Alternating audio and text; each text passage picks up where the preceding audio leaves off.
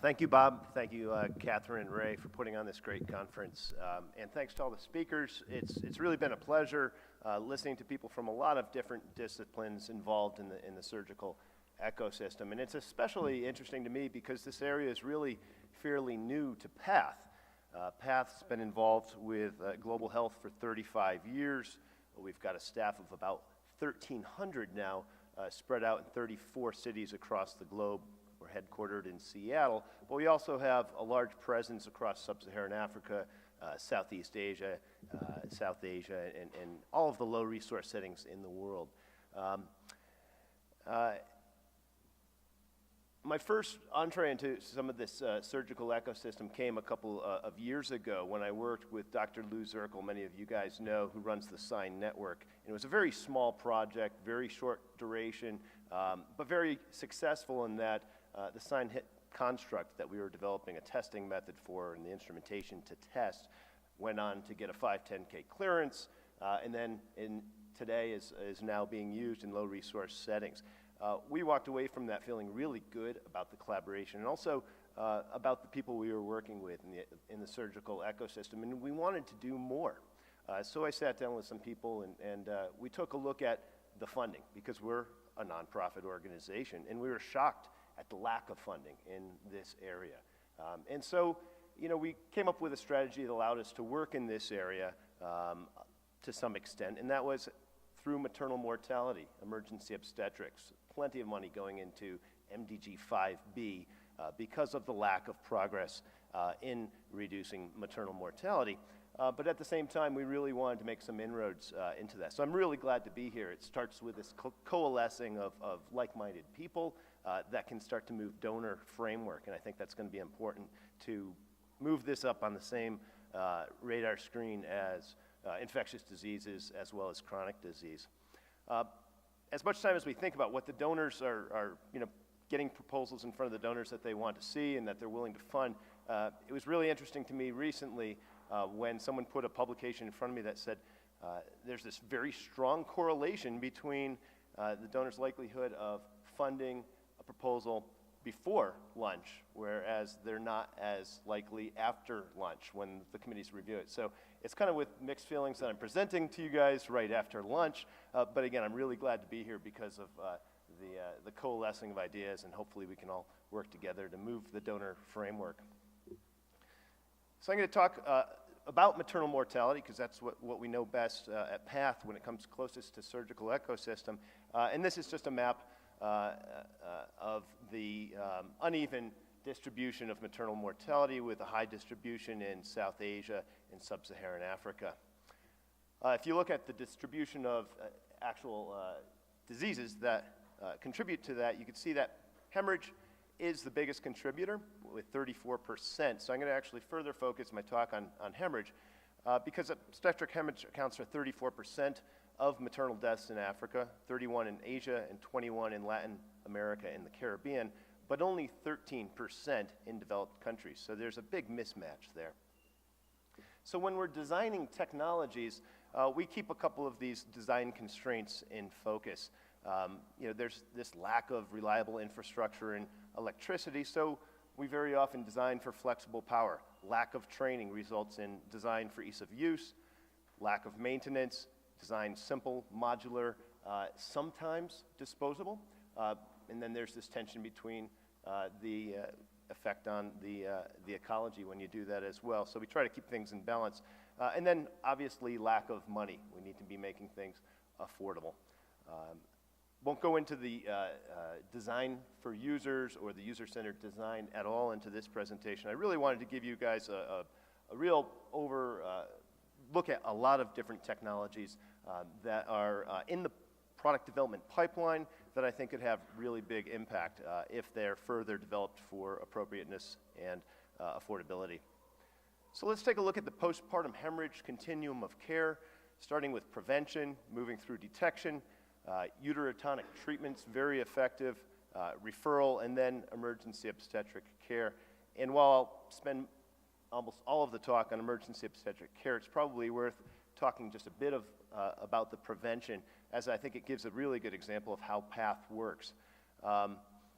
Oxytocin is very effective. In fact, when combined with slight cord traction, uterine fundal massage, you can actually reduce the percentage of postpartum hemorrhage by 60%. So if you do prevention well, you're getting ahead of the game, and that's why we've seen the number of deaths over the last decade reduced from about 550,000 down to now maybe about 375, 350,000. There's a lot more work to do. PATH developed this very novel delivery system to take a look at what was wrong with the syringes and also try to get further penetration, further utilization of oxytocin by midwives further into the periphery. And to do that, we took a look at things like midwives did not want to fill from ampules and bring syringes in ampules. They wanted a single dose. They wanted it non-reusable. They wanted features that prevented refilling. And the blister actually seemed to work really well. So we developed this over 10 years ago. We licensed it out. We don't get any royalties from this sort of thing. That would create a bit of a conflict of interest. But it's now getting actually regulatory approval in several countries, and it's being produced in Argentina as well as India. So we're really excited about this as kind of a model of how we do business. It is interesting that contributed cost of a delivery system that has these features, you really have to be careful with that. When you're talking about a drug as low cost as oxytocin, you add another 50 cents or 70 cents to the delivery system, and it gets to be a tricky economics balance. So it's something we're very aware of, we're trying to work with, but this is very much seen as a success. Going back to the continuum, I want to talk about not the first delay, that is to recognize that you have a problem, or the second delay, the delay in transport. These delays are the way that a lot of people talk about the maternal mortality and the things that contribute to it. But I want to spend most time talking about the third delay, the delay in treatment after you've been referred to the last place that a woman can go to receive treatment. There's nothing beyond that in the continuum of care. So if you delay there or you fail to treat there, then those women are going to die. There's actually two levels at emergency obstetric care. There's basic and there's comprehensive. So I'm going to talk about basic technologies in one group and then comprehensive emergency obstetric care technologies in another group. WHO says that you should have 4 basic EMOCs per 500,000 population. There was recently a study on 24 different countries that demonstrated that there was a very, very high correlation between the maternal mortality of those countries that actually met this requirement, much higher maternal mortality in those countries that didn't meet this requirement. So what is a basic EMOC? Basic EMOC is defined by signal functions, the ability to deliver antibiotics, uterotonics, anticonvulsants for preeclampsia, the ability to remove placenta, remove retained products, and also do assisted vaginal delivery. That's the definition, and it's distinguished from comprehensive, which I'll go over in a second. So I'll give you a smattering of a couple of different basic emergency obstetric care technologies in the pipeline with an acknowledgement that these are all the technologies that are meant to obviate the need for surgery, as I'm talking to a group full of surgeons. That's what we're trying to do here. These are technologies that when uterotonics are applied correctly, but they fail to contract the uterus and stop the bleeding, these are technologies that are completely underutilized. Many of them have been demonstrated to be effective, and I think there's a lot of real opportunity here. So I'm going to start off talking about balloon tamponade.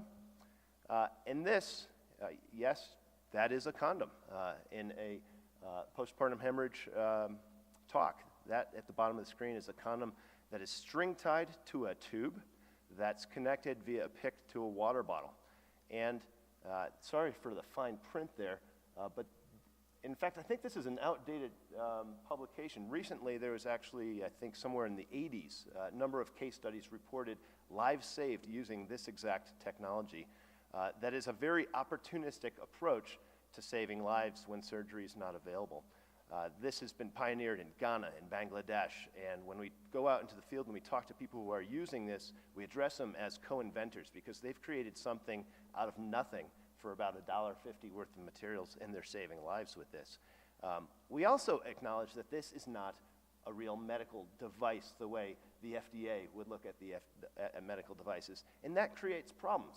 If you look at the command and control method of procurement, where you've got UNFPA, UNICEF, USAID, a lot of governmental or global organizations associated with the UN buying technologies, they can't buy this. Too much variability, not enough quality controls, it's not treated as a medical device. If you want a medical device, you've got to go to something roughly around $200, possibly $300. There's 5, 6 technologies on the market. They're made out of silicon, they're beautiful, they're made in the quality controls that are compliant with US FDA requirements, but they're not affordable. There's a lot of green space between a $2 device and a $200 device, and that's where PATH's been focusing our efforts. Admittedly, we've been having a lot of fun testing materials, testing products that are on the market. So here's one of the products on the market filled with about 1,999 milliliters of water, and here it is with 2,000 milliliters of water. Testing failure modes, burst strength, flexibility, elasticity, really looking at the components and actually taking out a lot of the feature sets that are in the commercialized products, leading to this, which is our napkin sketch of a design that we worked on, collaborated with a group out of Bellingham, Washington called Transition Composites to co-develop this. And here's the first prototype. We're really excited, just received some funding to continue the development of this over the next 24 months, expecting to have clinical ready balloon tamponades that are about $3 per device is what we're estimating right now. And that's going to be in collaboration with Tata out of India as well as Cambridge Design. We're going to continue on that. So really exciting. This is something we've been looking at for a number of years, and I'm really jazzed to see this getting traction and moving forward. Anti-shock garment. This is a technology designed by NASA over a decade ago because in space, if you have pelvic injury or severe abdominal lower limb bleeding, the traditional pneumatic anti-shock garment would just blow up in the vacuum of space. So they needed something different. Neoprene made a good substitute, that if you wrap someone up with neoprene, as this graphic that's actually on the garment shows, you can actually shunt blood to the vital organs and keep one out of shock and stable. When it comes to postpartum hemorrhage, you could keep them stable for almost 48 hours until they get that definitive treatment. This is currently, the patents were not maintained, it's open source, and when Sue Ellen Miller out of UCSF started using this and treating women with postpartum hemorrhage in Egypt and other countries a couple years ago, she was paying about $200 per garment. It's reusable, but still at $200 a garment, reusable 40 times, $5 was too much, we were told, to save lives in many countries. And she came to us and she said, well, can you make this lower cost? And at the same time, things were rolling with clinical trials, so we said, well, yes, but we can't change the design, because if you're getting clinical trials on one design, we need to make sure that anything made forward is of the same design. So what we did was we took a long time to actually drop a blueprint for the design. So here's that same garment actually worn by a woman. This is the garment after about 50 uses. We got a chance to evaluate failure modes, and here is an obvious failure mode, understanding the delamination, the over-chlorinating, bleaching during cleaning, all the different failure modes. And then we got busy doing some very basic materials testing in our laboratory, washing many cycles, chlorine bleach exposure, dog bone tensile testing, laminate peel tests, all those great things that are actually wonderful for a university project as well, because they teach all those skills in those design classes. We took that blueprint to manufacturers around the world and got quotes. And finally, we found a facility in China to make the large anti-shock garment. Since we started, the price is now $300, so you can buy these on the internet, or you can get it from this organization or manufacturing facility that's certified in China for about $54. So that's just an example of some of the innovations. PATH might not be the inventor, but there's this gap, and we try to propel it, accelerate it through the gap that makes it more accessible, more affordable. Hemostatic agents, I think this is a technology that also is just on the brink of becoming much more prevalent and impactful with regard to postpartum hemorrhage. We've been looking at this for a number of years, and this is some of the research that we've done to find very, very few, but also pertinent case studies that have come up. Hemostatic agents gain widespread use for pelvic surgery in the past few years. Specifically, they're good for use in areas of difficult accessibility. Well, that's perfectly defining the very, very bloody, anatomically amorphous situation when you have postpartum hemorrhage. Coagulation promoters control bleeding, and they're especially well suited to control oozing from raw surfaces. Again, that's right along the lines of what you have when you have postpartum hemorrhage. And then another study found that specifically for postpartum hemorrhage, they were easily applicable and provided quick and effective hemostatic controls in the lower segment where surgical intervention may be difficult. So we're seeing this very, very slow, anecdotal, off-label use of technologies, and the signal strengths become a little bit greater now that a company out of Boston named Arsenal has funding from the Bill and Melinda Gates Foundation Grand Challenges to actually develop what I think is really exciting, is an expanding foam bioabsorbable hemostatic agent. So you actually might get a little bit of tamponade effect as well as the hemostatic effect. Then there's a couple of hybrid tamponades. I was really excited to hear Bob talk about the design controls and the specifications and everything that he teaches into those classes. We have a lot of universities that we've also been involved with advising and guiding through some of these same principles. Most recently with Cal Poly, a great program there, excuse me, of undergrads, developed this balloon tamponade that also elutes or exudes a hemostatic agent. So it's a combination of effects that they're trying to achieve there. Still very much in the alpha prototype stage. That was the winner of the two design concepts that went on within that student group. The loser of, or the second place within that group actually has spawned a small startup company. This is a really novel idea that has a lot of surgeons and really excited and a lot of support around Cal Poly, in that it doesn't push against the uterus. It actually creates a little bit of suction and actually pulls the uterus in on itself, therefore combating that uterine atony by actually pulling in. So some really exciting work that's going on here that is trying to obviate the need for much of your services. So let's move on to the actual surgical ecosystem, moving away from basic and now into comprehensive emergency obstetric care that actually adds two more signal functions to the basic 6 signal functions. That is the ability to do blood transfusions and also cesarean section. These are not all defining or all encompassing signal functions, but they're the defining signal functions that also lead to the ability to do ligation of arteries leading up to hysterectomy that can control postpartum hemorrhage. The distribution of comprehensive EMOC should be, according to WHO, 1 per 500,000 population.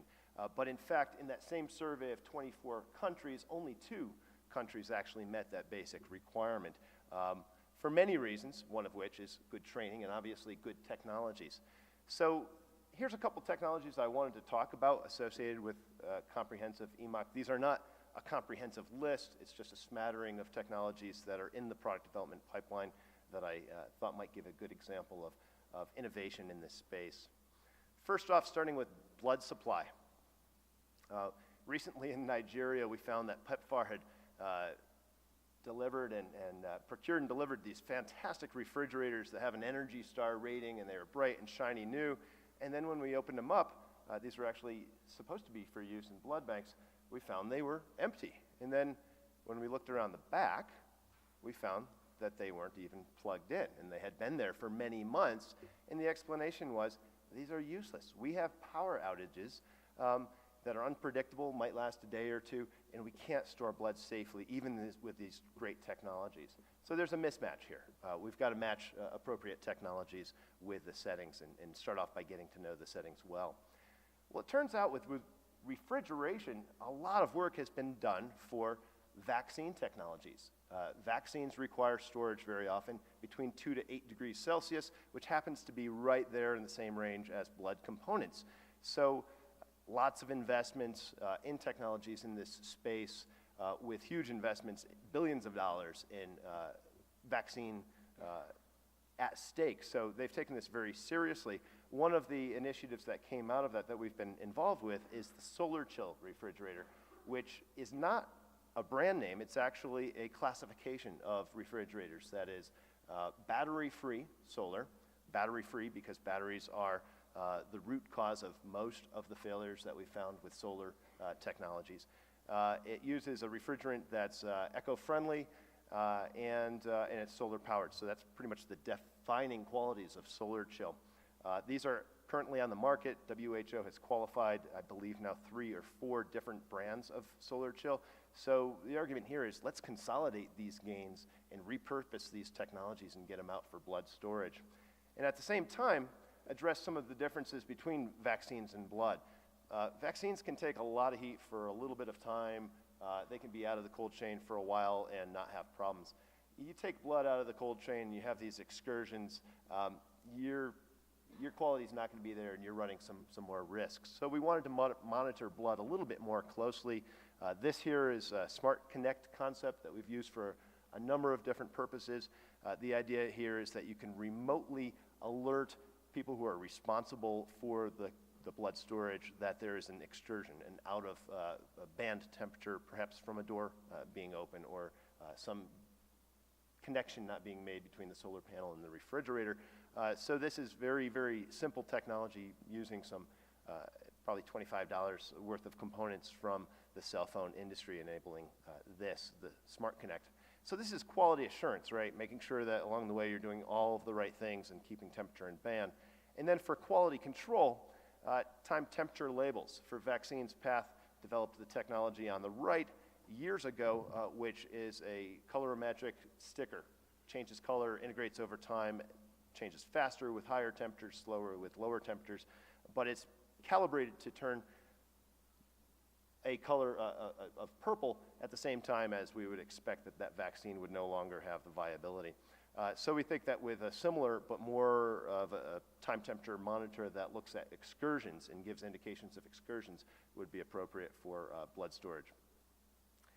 If you don't have that and you don't have electricity, there are options, and an organization called DIME out of Michigan, and I think it might have come out of University of Michigan, Kathleen's work there, called Hemofuse, uses, and I always mess up this word, I think it's autologous, but I'll say it I have to really think of it, it's a tough one for me. Autologous transfusion, and this is using someone's own blood, and it obviates the problems associated with type matching as well as infections that are pretty obvious. It's safer for the patient and the physician. It eliminates complications due to donor blood. It's entirely mechanical, reusable up to 50 times, and locally affordable. So really exciting work that's going on there out of DIME. Anesthesia. This is a drawing out of a publication that came out in 1983. Ozzie and Ashi are the authors of that. And it describes a system that is a modular approach to anesthesia, so that it has the capability of being a circular system when everything's there, the nitrous oxide, the oxygen, and the electricity. But if you look at mode A, it can operate as a draw over without any of those. And that's really exciting. So while this concept's been out there for many years, there's been a number of technologies on the market. Here's one called UAM, the Universal Anesthesia Machine, that was actually developed, very purpose-driven development by Paul Fenton, who spent many, many years in sub-Saharan Africa thinking about this thing and iteratively developed this. This is currently being put out into the market and tested in a number of countries, in Nepal, in the UK, and also in Malawi, with some research going on in Nigeria and Kenya, as well as Johns Hopkins University. So really excited to see, hopefully, some uptake of this technology that's been out there for many, many years. And and I think really makes surgery accessible even when the lights go out. Here's a photo of that technology actually in use. And of course, if you're going to be doing surgery, you need to start off with sterile equipment. It turns out that the autoclave developed in 1879 really hasn't changed a lot in low resource settings. There's one from World War I, and then there's one that was captured in a photo from Liberia just a year ago. The autoclave uses high temperature and pressure to sterilize, and when the lights go out, you have no other options but to use a fire in this case. Until recently, when some groups out of Boston and elsewhere started to look at solar, and there's a couple of different ways you can harness solar energy, and some have been tested recently in Nicaragua. So I think there could be some real exciting developments in solar technology for sterilization. Of course, it needs to be usable in areas that obviously have a lot of solar power during the day. There's also other options. This is commercialized technology for developed countries that uses just nitrous dioxide anywhere. Just receive the license to this technology for development of a much more appropriate, affordable technology that's electricity-free for use in developed countries as well. Talk a little bit about infection detection and outpatient antimicrobial therapy for a second here. Of course, infection detection, your highest accuracy is going to come from polymerase chain reaction, PCR machines. And it was really interesting during that conversation, or I'm sorry, the keynote brief today with Clay Christensen talked about this decentralization of technologies over time. It's exactly what we're trying to do here with PCR by the development of NINA. NINA stands for non-instrumented nucleic acid amplification. Non-instrumented meaning completely electricity-free.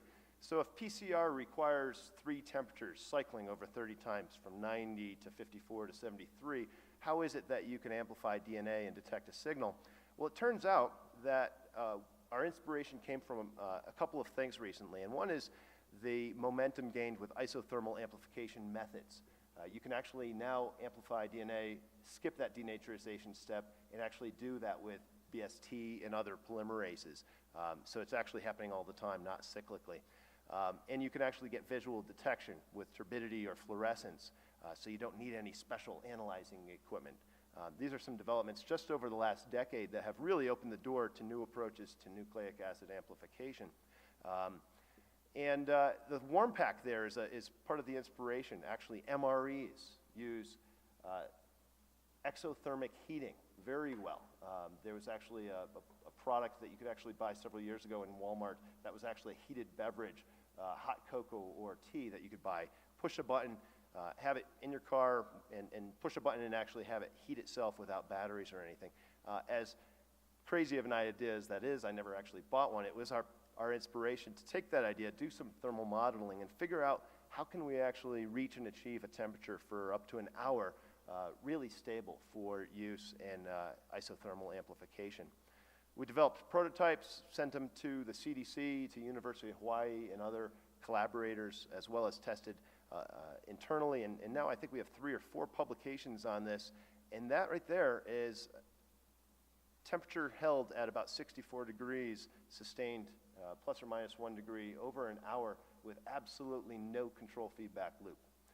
That's what you need for isothermal amplification, and it's taken a while to get there, but right now we finally have funding to continue this through the NIH for detection of acute cases of HIV-1. There's no reason that this platform technology couldn't be used for C. diff or for staph or other things that tend to plague operating rooms, especially in the US, but we're also starting to see a lot of that in low resource settings as well. Outpatient antimicrobial therapy. Go Medical out of Australia commercialized this technology many years ago, and we really see this as very much underutilized. We took their technology, modified it a bit recently for some work in Rwanda for the boys that are there that are experiencing osteomyelitis, to provide them with the biotic treatment that they need for curing their disease, but there's probably good rationale to think that this could be a post-op OPAT delivery system as well. This is modified from the commercialized technology in that it's meant for long-term, once-a-day changes. It's an electricity-free infusion system that maintains your PICC line, so you actually have a small drip coming out of one of those electricity-free spring fusers, as well as your actual dosage of your microbial therapy coming out of the other one. Monitoring, briefly go over this with pulse oximetry. Those of you in the field have probably seen lots of underutilized pulse oximeters for lack of a functional probe. There's a lot of great units out there, but there isn't a great supply system for replacing broken probes, which is the root cause of failure for all pulse oximetry. Not directly addressing that problem is a great program that was initiated by Atul Gawande through the Safe Surgery Saves Lives and the Global Oximetry Project over the last couple of years that resulted in a tender that went out to oximetry manufacturers asking for very, very specific design and pricing. So they wanted something that was ISO certified, they wanted something that had a battery backup, flexible power, and also something that was in the $250 range. And that's exactly what you see there is a nonprofit organization, Lifebox, that's producing this out of Taiwan with a manufacturer there and providing it for a pretty reasonable price. I was really interested yesterday to hear about the $22. I think it was Jeff that gave that talk yesterday, and I want to hear more about that. And I think the tension there is that you have these ISO certified products that meet this developed country level of quality, and then you have all of these others. And that is not to say that those are bad. Full acknowledgement that a lot of ISO standards are not developed for the consumer. They're developed by manufacturers as a protectionist type of thing. So the difference here is that this is ISO certified. I don't know if that's necessarily better, and I think it's probably worthy of doing some sort of a comparison, to a gold standard like blood gas levels. I'd be pretty excited too about a $22 device. Blood pressure measurement. WHO several years ago said mercury sphygmomanometers are just not in the future, and there's a number of reasons for that. The crot-cuff sounds are really difficult to train people on. There's a lot of terminal digit bias. There's a lot of inter-operator variability. So this moved the industry to oscillometric, and WHO also put out a very precise specification for what they wanted to see, a $30 device that was also flexible power. 3 technologies actually met it through laboratory testing, and this technology right here actually made it through the field testing. It's the only one that got certified to the British Hypertension Society specifications. There's a number of other technologies out there that we're hearing about, and so we're excited to see what could possibly be even $20 technologies in the near future. So, impact. These are, we've talked so far about, technologies and getting them through product development to commercialization, but that's different than impact. I'm not going to go into a lot of these components to impact, and this is not a comprehensive list, but I do want to make the distinction between the fact that if you produce something and it's affordable and appropriate, you're not quite there yet. Things like distribution and getting things on WHO guidelines and essential medical device lists in country and getting the advocacy and getting early adopters to use it, all part of the equation that takes a very, very long time. I will touch real briefly on infrastructure because I'm really excited about the fact that you can bring electricity to places. With regards to postpartum hemorrhage and electrification, you can see, especially through sub-Saharan Africa, that there's just, it's a shame that the same areas of the world that are getting hit hardest with maternal mortality are also those areas that there is the lowest electrification. A group called We Care Solar out of California, run by Laura Stachel there, has been real busy over the last couple of years trying to make a difference and has started her testing in Nigeria. Now it's really expanded out from there. This is a look into what they call the solar suitcase folded up solar panels, hand carried onto an airplane that can be put onto a clinic and operate things like ventilators, lighting. Lighting's probably the most benefit that you can get out of this sort of technology, but also some of the other peripherals, headlamps, fetal Doppler, laptop. The alternative is kerosene, which is not only poor lighting source in terms of what you could see from it, it's also dangerous from a fire standpoint as well as from the toxic fumes it produces.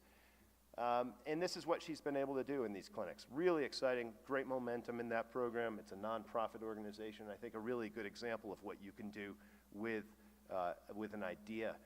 They're also doing a really important work on the energy demand side, looking at lowering loads for medical equipment, which I think is really essential as well.